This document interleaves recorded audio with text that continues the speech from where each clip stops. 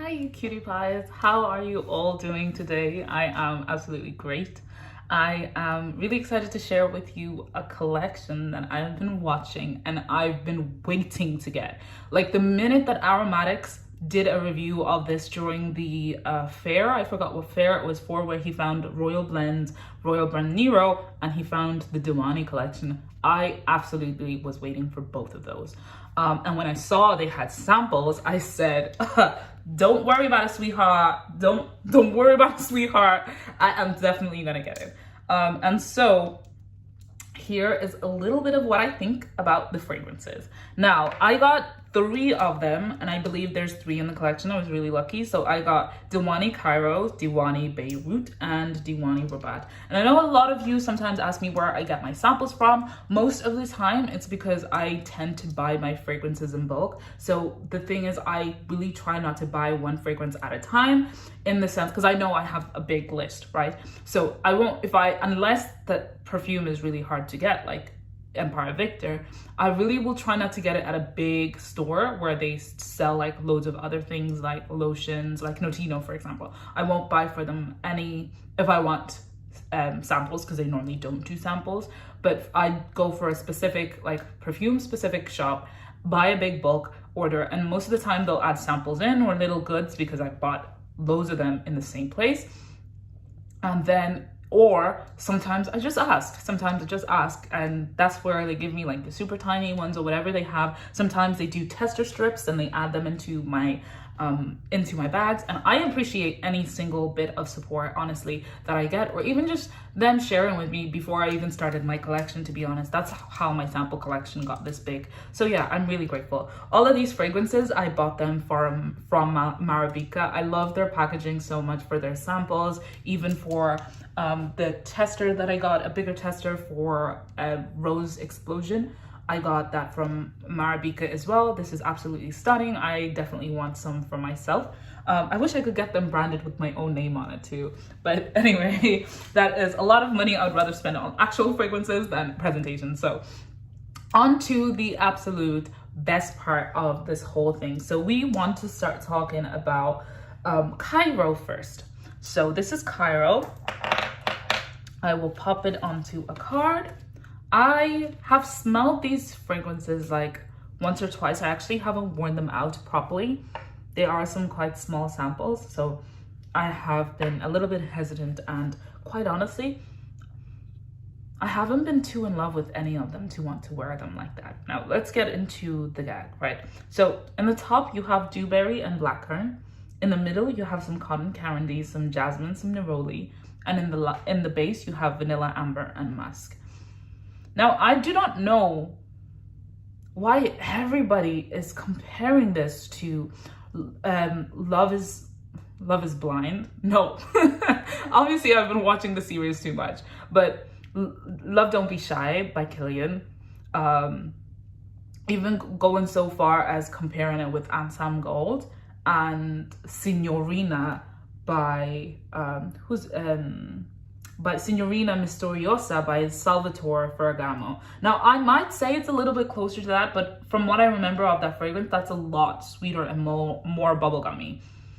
This definitely is sweet and leans a lot more closer to that, but it's not half as sweet as that. In fact, they really pare down the sweetness, and you have this artificial dewberry and blackcurrant, but it's artificial in the sense like it's like the kind of concentration you'd find in like a cordial or something, but it's not sweet. Like it's one of those like natural made cordials, you know, of dewberry and blackcurrant.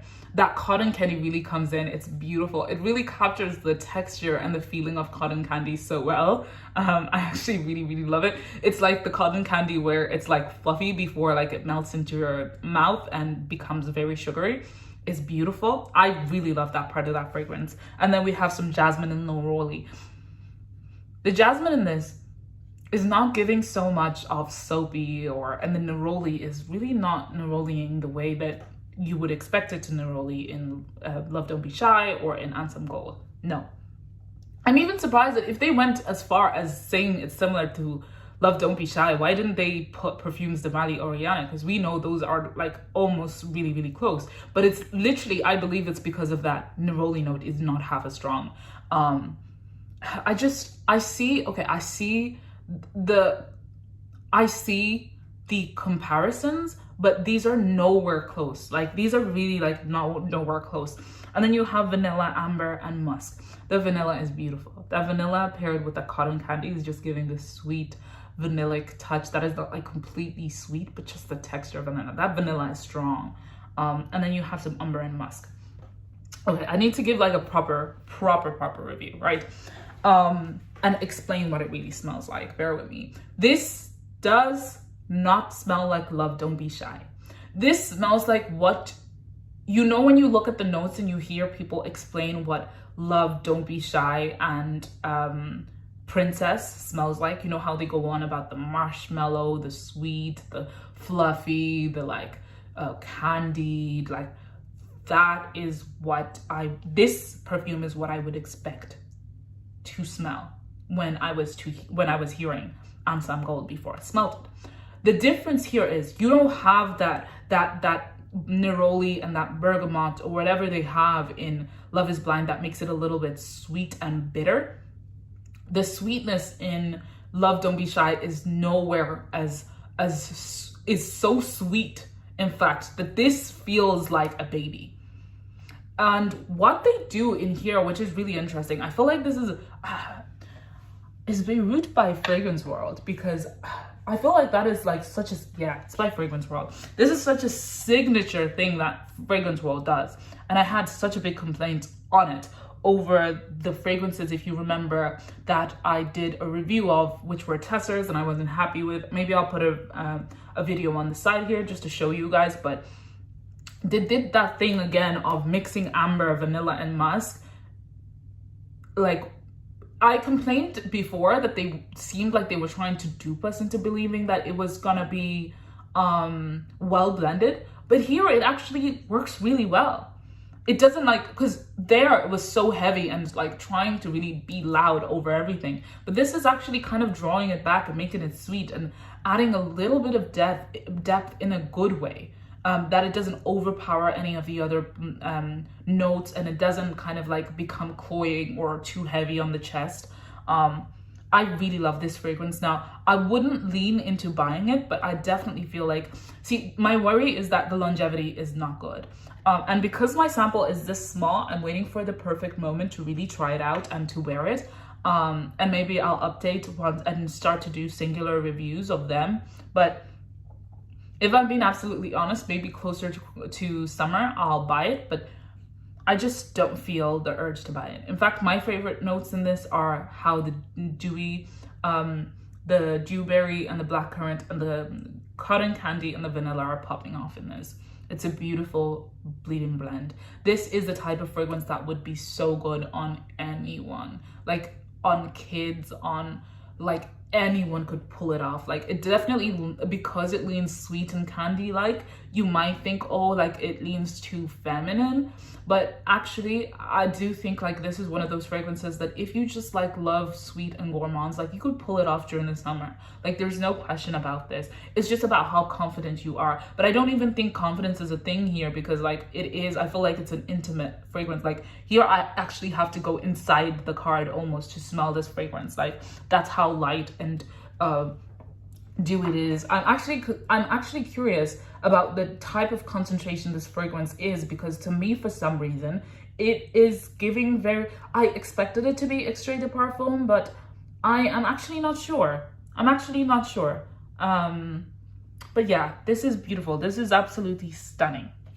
Absolutely stunning. I have to give it its flowers. It's just not my vibe, you know? Like I like my things a little bit challenging, and that does not challenge anything at all. Okay, next is Diwani Beirut, right? Diwani Beirut goes a total different way to what we were smelling in the other one. This has some lily of the valley, some pink pepper, some peach, and then you have some cedarwood, some jasmine, some sandalwood, some white musk, and some benzoin. For some reason, I feel like there's some That jasmine is totally giving it a soapy vibe, but in a more powdery. The texture here is much more powdery. The peach and the white florals, the jasmine and the lily of the valley just gives it like a real powdery, not creamy kind of, just a floral, white floral vibe. That is not like, you know, tuberosy or creamy or whatever. The pink pepper gives it like this powdery, dusty texture. The peach is not front and center. It's almost like the peach juice, like fresh peach juice, not French peach juice. The cedar wood adds like this beautiful woody, and paired with the musk and the benzoin and the pepper, like it just is such a decadent feeling. It's beautiful. This fragrance, I feel like I would lean towards this a little bit more. It's definitely giving a lot more mature though. I feel like it gives mature women. They say this is close to that Sadiq and Voltaire fragrance. And Fields of Nightfall, I think it was. Fields at Nightfall by Zara. I had that fragrance for a while. I guess it smells like that, but I do feel like it's the type of fragrance that's not going to leave an impression. I think all of these are easy to wear, but they're not going to leave a massive impression, you know? They're great gifts. They're actually really great gifts because they smell expensive, and they're easy to wear. Definitely, I feel like these are better gifts to give to a person who loves their floral fragrances or their sweet fragrances and their candy fragrances, very kind of girly vibe fragrances. But that's not, I say they're a safer gift for those people. But again, if you feel like they've tried something along the lines that is kind of like that, and maybe it's not their style, maybe you could risk it, but I just wouldn't say it's a good gift for them. I think they would be better off buying that for themselves, if that makes sense. Because you don't want it to be handed off to someone else. Yeah. But again, like I'm really struggling to smell this fragrance again now that it's on here. Like I feel like it's just dissipated and it's not strong. And I don't know if it's just me or these cards or what, but it's just not popping off of the card. I feel like I really have to lean in to smell it. So I definitely feel like they're intimate scents. Because of how they are and because they're 40, I actually think they might be really strong. Like I do think maybe they last long, but for some reason here, they give in very intimate and very close knit fragrance, if you get what I mean. So do with that information what you will. But again, to me, that fragrance is not calling me to go and buy it. I definitely feel like for the summer, I'll lean into it. But if you've watched my Martin Martin video, I feel like I would be much happier buying those fragrances than these. And the reason I even compare is because both these fragrances, I feel like they're easy to wear, signature worthy, not even tied down to weather, gender. And they're just like easy to love and easy to wear. But in terms of how the longevity and the differentness and the texture of the fragrances are, I just feel like these are, Martin Martin has more character, more personality, and really projects and actually wears a lot longer than these fragrances. That's why I'm like not even buzzing about them. Next I have here is Rabat, Diwani Rabat, and it opens up with some peach, some blackcurrant, and some grapefruit, and in the middle you have lily valley, magnolia, tuberose, amber, jasmine, and iris. And in the base notes you have sandalwood, vetiver, birch, and cedar and patchouli. You definitely smell some peach fuzz. Blackcurrant, some grapefruit is very tied down. The amber adds like a resinous touch to the florals, I feel, and adds like this kind of translucent floral, so they're almost like trapped in a resin, if that makes sense.